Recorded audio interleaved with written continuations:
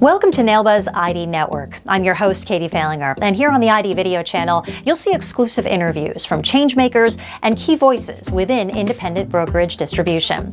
NAILBA CEO Dan LaBert recently sat down with Tim Klusas, president of the Marketing Alliance. Have a listen. The Marketing Alliance. Tell us a little bit about it, the history, when you arrived on the scene, and where it is at current day. Sure. Well, the Marketing Alliance was founded in 1996, and it was really founded based on three different reasons. Number one, to have a common entity to go to the carriers. A lot of the agents were drawn out over the country, and they wanted one voice to go to the carriers as a national effort to grow revenue. Secondly, to centralize cost. A lot of the different agencies had their own contracting person or their own processing person, their own case manager, and thought, wow, there's got to be a better way to centralize cost. And so that way of trying to economize and economies of scale on the cost really led to putting it together. Then the third reason was because when an agency went to go see a carrier, it was always confusing. Dan, are you here to talk about your agency, or are you here to talk about the group of people you represent? So to make it very clear, they made a separate entity, and that was the Marketing Alliance, and it was founded in 1996, as I mentioned. I came in 2005. It's been a wild ride, and it's been a fun time since I've been there. Sure. The Marketing Alliance was formed because of looking at different challenges in the marketplace. Absolutely. Well, 2020 is no different year. Marketing Alliance is now double-digit years old. There's a lot more challenges in the marketplace, whether they be regulatory or industry related. What are the issues that you guys are identifying as some of those challenges? But my follow-up question is going to be, what are the opportunities you're also identifying for agencies to take advantage of? Absolutely. Well, each year is different, and this year is just the same as everyone else, right? Every other one's, and the fact that it's different. Still zero growth. There is. Right. Well, the dogs are always barking, as they say. Right. So I think there's a lot of challenges. First of all, on the regulatory front, seeing where some of these things land, and my biggest concern is bringing people into the business. So while we want to have good regulation and want to have fair regulation, we want to do it in a way that encourages people to come into the business as selling agents. Sure. The second thing we're dealing with, there's some disruption, but I think it's really opportunity. I think some people see some of the technology challenges and things like that and say, wow, how can we compete? How can we get that much capital to really make a difference in this business? But in fact, I think it's wide open. Technology's been an enabler for a lot of our people, and they're getting to new places and bringing new people into the business. Let's stay on that, because I have a little background about TMA and what you guys do and the value that you have as an insurance marketing organization. Technology.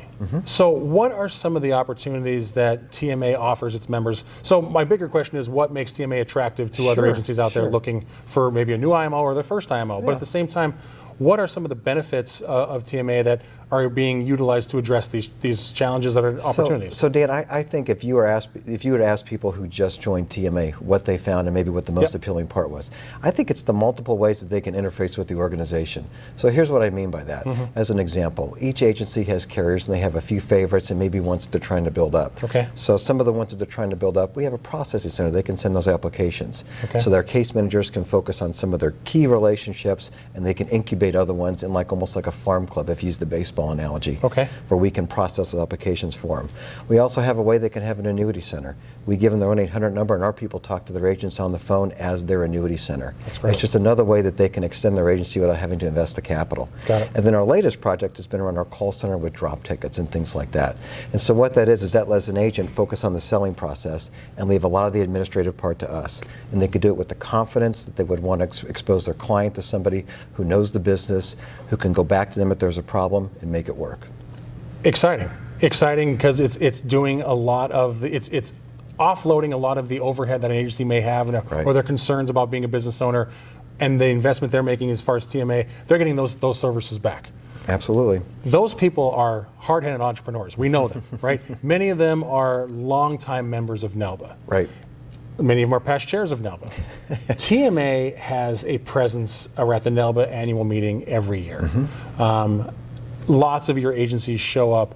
Talk a little bit about the value why are they showing up? Why is TMA there? Well, I mean, for us, we're there because I would consider NAILBA to be a forum. Now, when I have carriers come to our meetings, of course there's a commercial purpose there.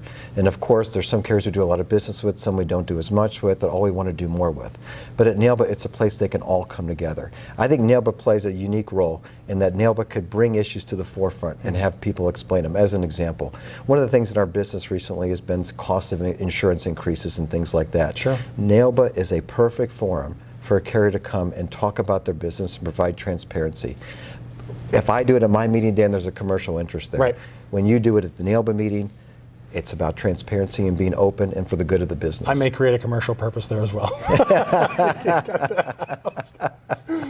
See, now you're acting like an entrepreneur. Yeah. Every agency has its own mission statement, has its own value prop.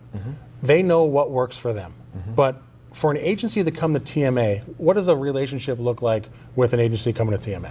I would say the agencies that do the best in our business model and the ones that we have the best match with are the ones that are tilted toward growth. Okay. And by that I mean they're open to new ideas. They're looking for different businesses they could get into. It could be the annuity business. It could be doing something like drop tickets. It could be recruiting new agencies. It could be recruiting new non-traditional agents into the business. For those agencies that are looking for ways to grow, we tend to be a good spot for them. And the reason is because they could provide extension to their agencies and they could grow without having to put the capital forth to get into a new line of business.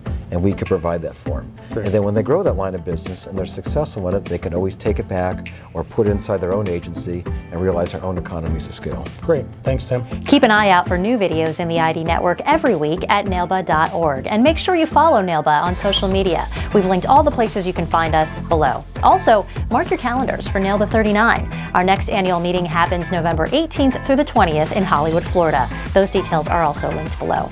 Thanks for watching, and we'll see you back here soon.